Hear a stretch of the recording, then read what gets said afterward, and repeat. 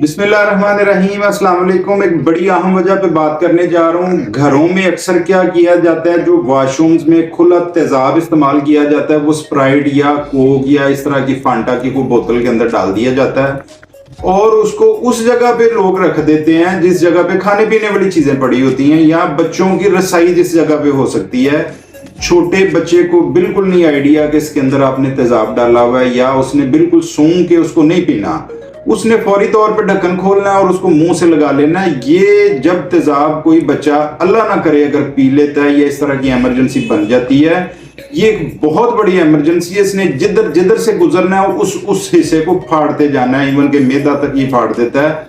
ये बहुत बड़ी इमरजेंसी है, इसलिए कभी ऐसी गलती मत किया करें। अव्वल तो ऐसी चीज को ऐसी बॉटल्स के अंदर बिल्कुल ना रखें।